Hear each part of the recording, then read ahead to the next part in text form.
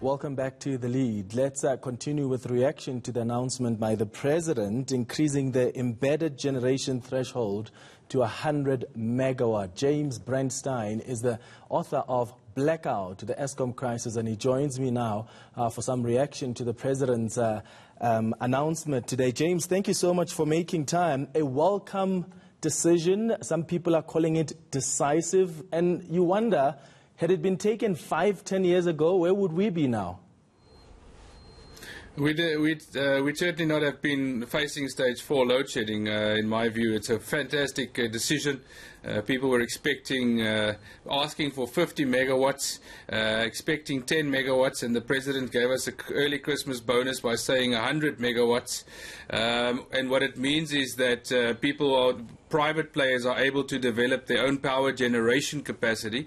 And according to the President, during the question and answer session, are also able to sell the electricity to other users, which could include municipalities. Yeah. How soon can we expect to see the difference in terms of the current power cuts challenges that we're seeing now with Eskom? The President indicated that this amendment will be published in 60 days. Business Unity South Africa is calling on him to publish it in 30 days. How soon are we going to see the difference? Definitely not in the short term, definitely not this winter, probably not this year.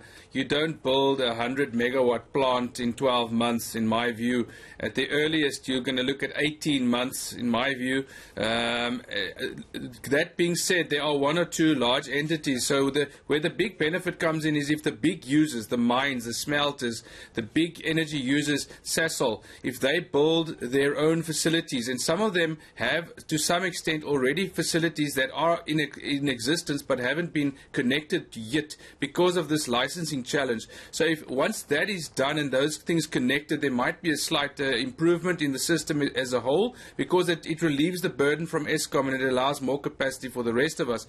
But certainly I don't expect a massive difference to the system for at least 18 months, certainly not in the short term. So as important as this move is, it comes at a huge risk for Eskom. We may see some of the utilities' biggest clients now building their own power and saying bye-bye to Eskom. Is that going to bankrupt the power utility? Have we factored that in?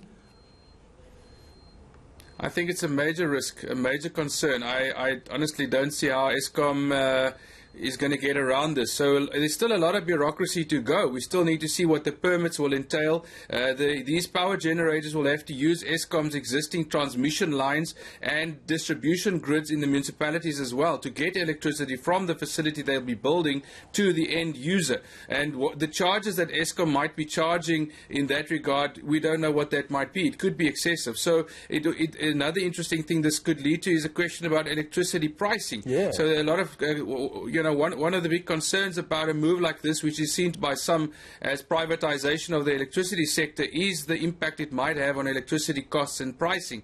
But that being said, Eskom's pricing over since 2008 we were paying 18 cents, 19 cents per kilowatt hour. The moment we're paying about 134 cents. That's a 570% increase. So electricity has already been going up rapidly, but it's also been unreliable. And in my view, we cannot afford an unreliable system anymore, but certainly pricing is going to be an important point.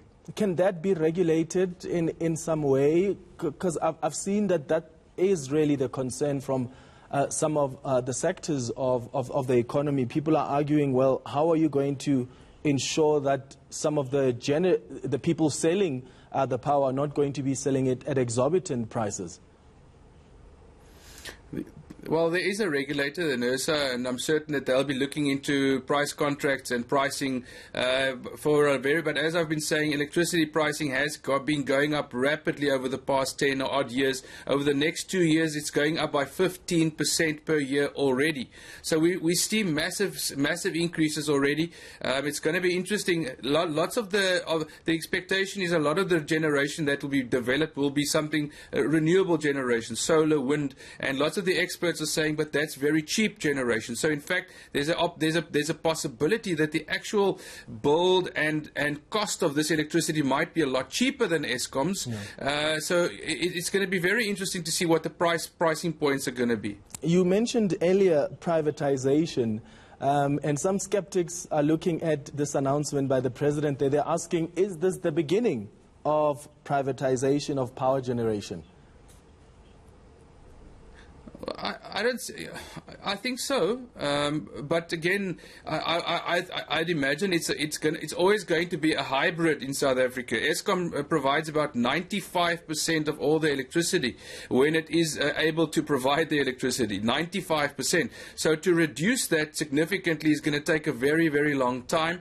It's not going to happen overnight, and certainly Eskom cannot continue to be the only player on the field at the moment. It's simply unable to deliver the electricity that we need, and it comes at an enormous cost to the economy, about 500 million per load shedding stage per day. We can't afford that in an economy which desperately needs to grow. So if that means we need more players on the field, then that must happen. Yeah, and the president did say that it's good that Eskom should have some competition. He said Eskom needs some competition.